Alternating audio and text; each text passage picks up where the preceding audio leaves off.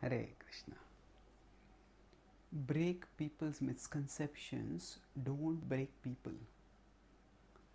Sometimes, when we try to share Krishna's message with others, or in general, when we know something and we feel that we are right, at that time it is very easy to succumb to the intellectual temptation for smashing others. We try to prove that I am right and everyone else is wrong. And in this process, in trying to prove our rightness and others' wrongness, we often become insensitive. We often become hard hearted, self righteous. And Krishna cautions us against such an approach twice in the Bhagavad-gita. In the third chapter, initially he says, Na buddhibhedam janayet ajnanam karma sanginam joshayet sarva karmani vidvan yuktah samacharan. He says, Na buddhibhedam janayet, that don't disturb the minds of people. Buddhibhed, don't make holes in their minds. Ajnanam karma sanginam, they are ignorant and they are attached. Joshayet sarva karmani, that whatever actions they are doing, joshayet, rotail them, encourage them to act in such a way. Vidvan yuktah samacharan, and by acting properly, by acting wisely, Vidvan yukta, a wise person engages them appropriately. And similarly in the 17th chapter also, when Krishna talks about austerity of speech, in 17.16 he says, Anudvegakaram vakyam satyam priyahitam chayat swadhyayabhyasanam chaiva vanmayam tapa uchyate. So he says, vanmayam tapa uchyate. This is austerity of speech. And what is this austerity of speech? Anudvegakaram vakyam. Anudvegakaram vakyam. That means that speech which is non-agitating, that speech which is sensitive. Then he says it should be truthful, it should be pleasing, it should be beneficial. But first thing he starts is non-agitating.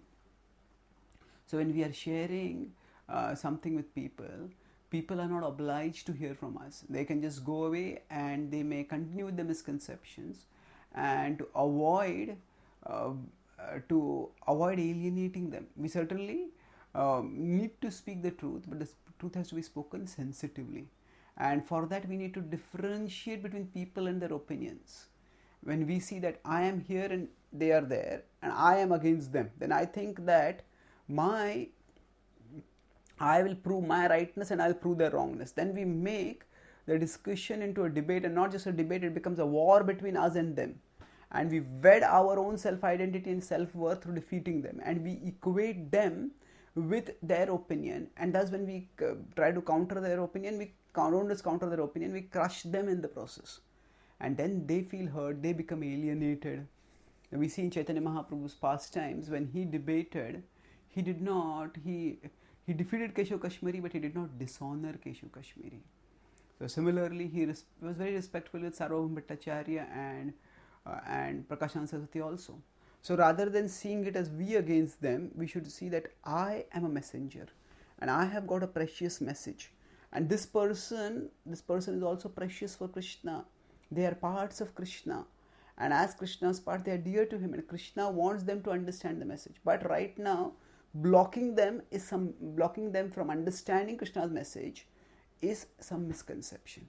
And I have to, in some way, distance them, separate them from their misconception. It's not that I have to prove them wrong. Rather, I have to help them understand that what they are considering as their present opinion is incorrect. It is counterproductive for them. It is counterfactual and it is counterproductive. So the way to do this is by by ourselves first creating a distance between them and their current opinion, their current arguments, and seeing them as souls separate from their present opinions. And then we can conduct ourselves in a way that helps them to perceive the difference. And when eventually they see the light, the truth of Krishna's words, it doesn't come as a defeat to them, but it comes as a victory for them. Because it is not that they were propagating a wrong worldview, wrong opinion. Rather, they were controlled and bewildered and bedeviled by a wrong opinion, and they have been able to overcome the misleading influence of that opinion by by understanding Krishna's insights in the world.